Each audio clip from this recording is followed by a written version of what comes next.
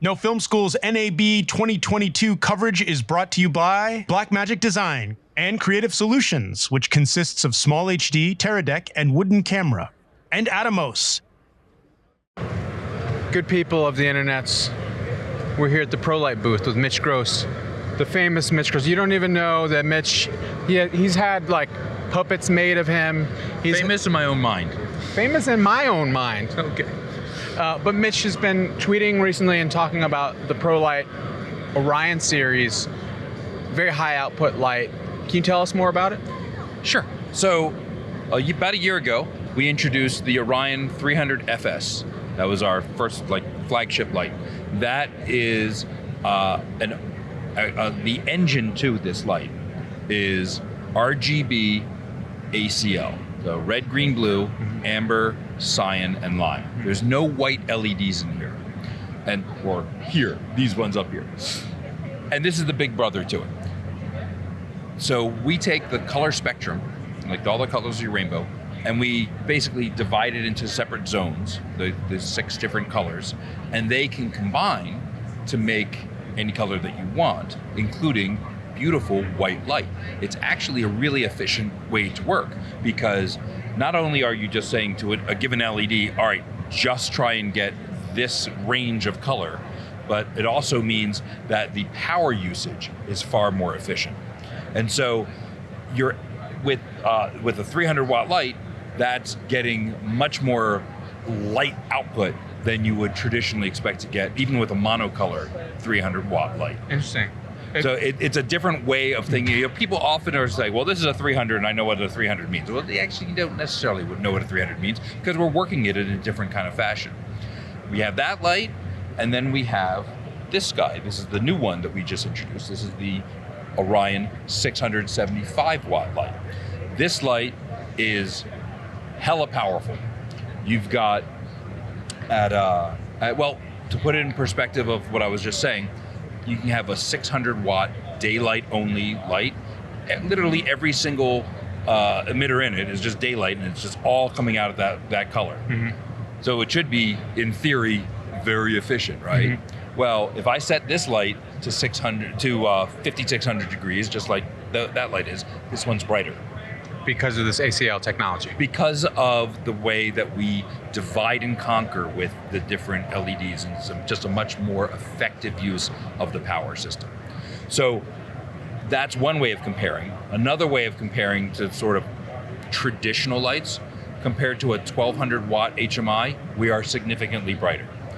Compared in tungsten, if I put this to 3200 degrees, if I have a Fresnel on here at the appropriate matching beam angle, this is the same power as a 5,000 watt tungsten Fresnel light. Oh, that's a big light. Yeah.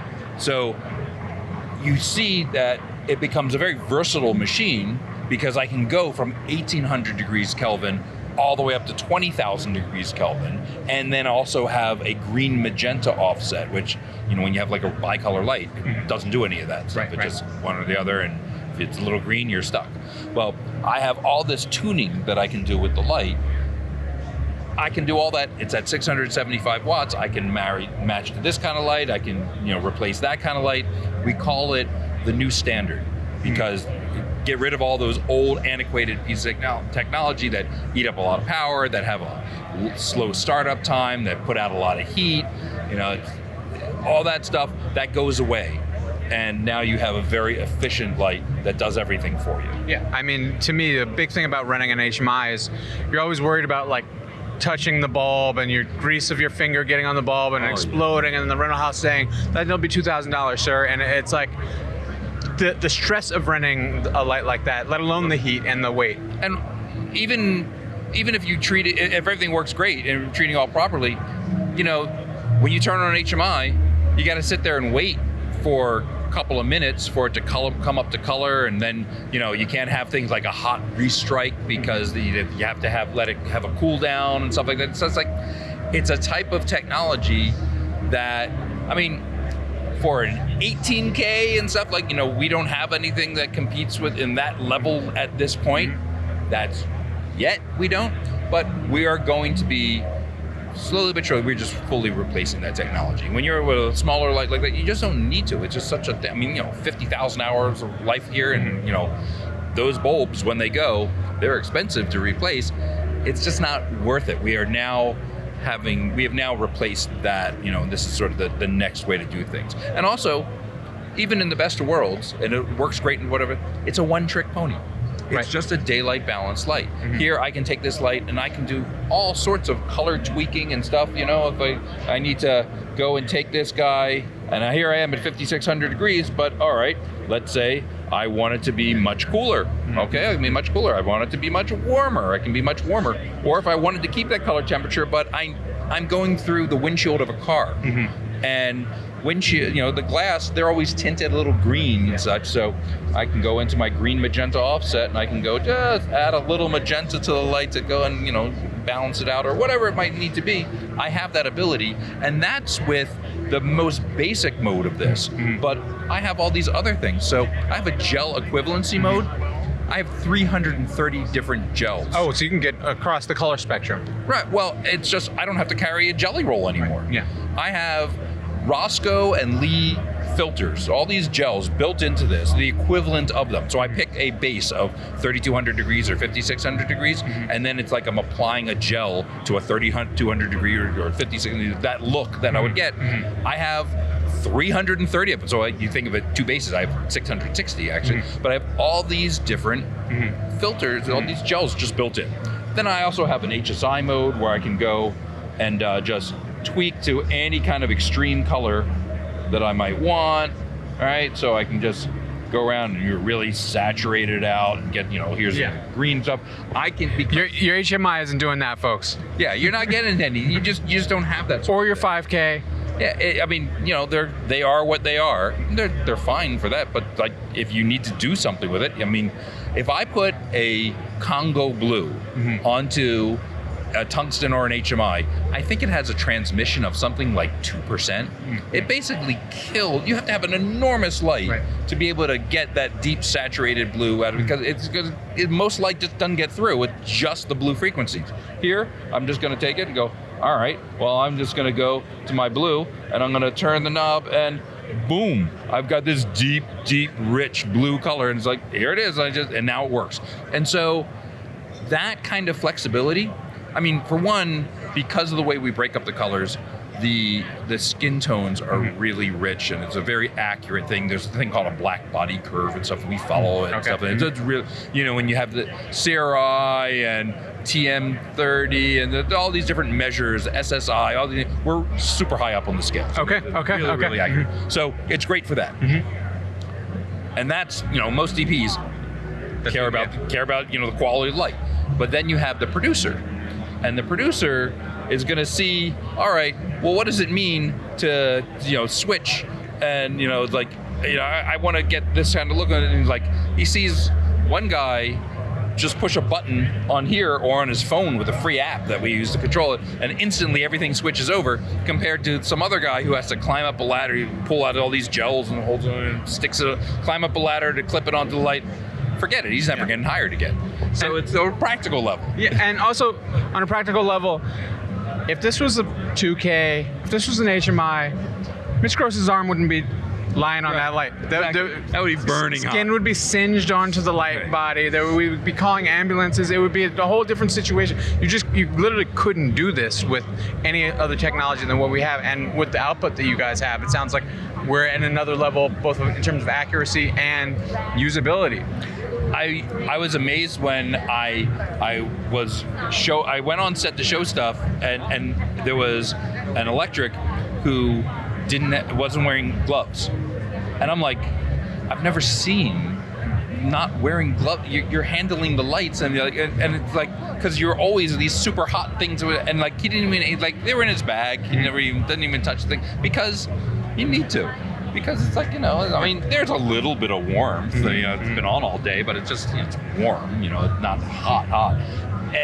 This light is about 2/3 of the weight of it is a heat sink, Okay. which basically Dissipates wicks the heat away. It dissipates the heat away. There's a very small fan that just kind of gently blows a breeze across that, but it's wicking away the heat right from the LED. People think that LEDs don't make any heat. They make a lot of heat, but only right at the surface. Okay. And then so and it's not that they're going to make you hot from it. It's that if you don't ventilate the LED, you'll burn up the LED.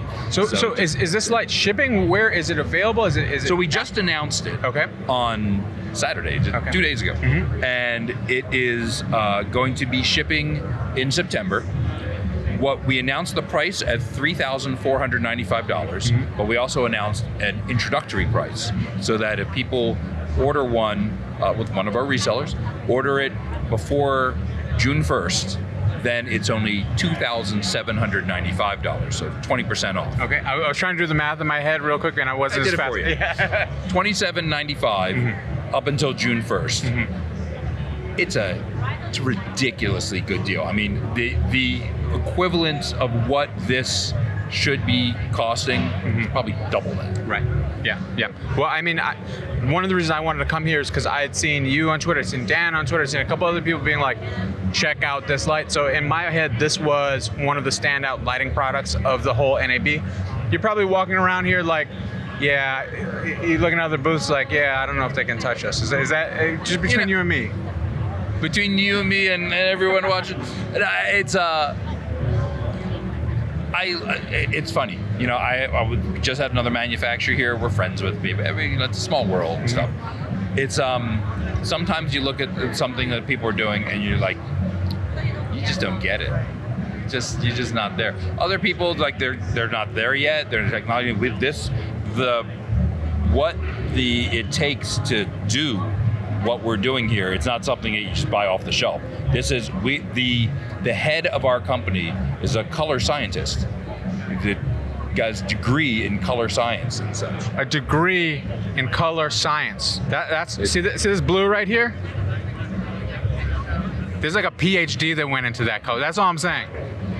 Yeah, it's something that it's not anything you buy off the shelf. It's that you really have to develop this work yourself. So we can't like just buy a cob off the, you know, we designed and engineered this thing and then, you know, had it fabbed and, you know, make this stuff, you know, so a lot of companies are not there because they just can't keep up or they can't do that stuff themselves. Right. Yeah. So they don't have that vision. Some people think of making a light is just you take this thing and you stick it in this box and you point it at that and then, you know, that's a light.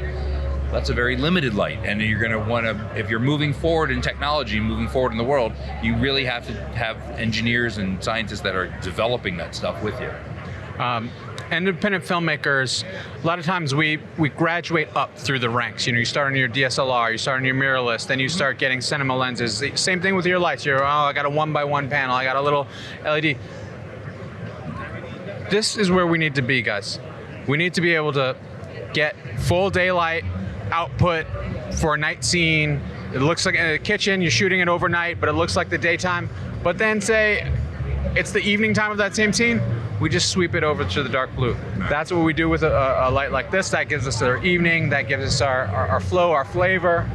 What I always say to people, because I've been doing this for a long time, and I deal with a lot of students and independent people and such, and people, you know, when you're on a limited budget, you gravitate towards inexpensive products.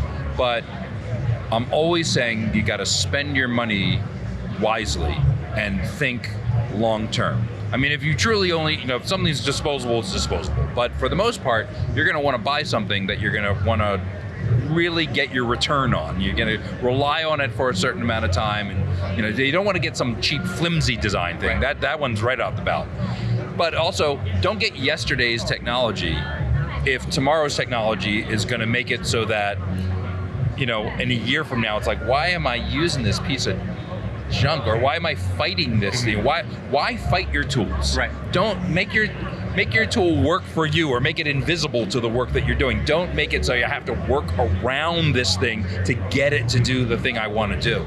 So, like, honestly, a monocolored light, like a daylight only light, that is, if you need something that's like a really big gun, right? And like, okay, that the only thing that I can afford, that the really big gun, okay, fine, a monocolor light. Or I need something that is super cheap and is disposable because I'm gonna destroy it. I mean, the kind of work that I'm doing, I am gonna destroy. Okay, that's justified. Otherwise, I wouldn't buy a monocolored light. A bicolor light is very, very limited. I wouldn't. Yesterday's news. No more bicolors. That's Mitch Gross just telling you that. That's how you know. It's one of those things where I wouldn't want to spend my hard-earned money on something today that I'm gonna really regret 6 months, a year from now. And frankly, like, how long do you want to have your lights lasting for you? If you want your lights to last 3, 4, 5 years, whatever it might, it's like, am I going to really be wanting to use this piece of technology in this amount of time? Because, like, what is the quality of the color that I'm getting out of it? How flexible is this thing? How bright is it?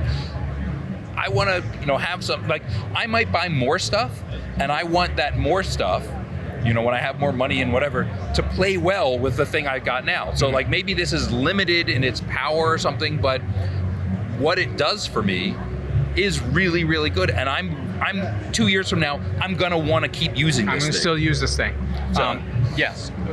Thank you, Mitch. This is like, I'm glad it was worth the trip to me to like hear about something and then learn, all these technical hoops that you've been talking about or that I've heard through the Whisper network are actually true. They're represented in this cool in temperature and in quality light. This is the Prolight Orion. This is the Orion 675 FS. There is a smaller light, which is hanging above our heads here. The Orion 300 FS, a little more affordable, 2150. There's also, we're sneak previewing something that we're doing with Dado lights that we're in partnership with them. So it's a tiny little 80 watt light. Oh, great. And so that'll be coming out in the coming months and such. And that, again, it's a gorgeous light. It has the same kind of engine that we have here, but it's going to be a more affordable because it's a smaller one. So we're covered. It makes sense. We got a whole system here, folks. Mitch, thank you. Thank you.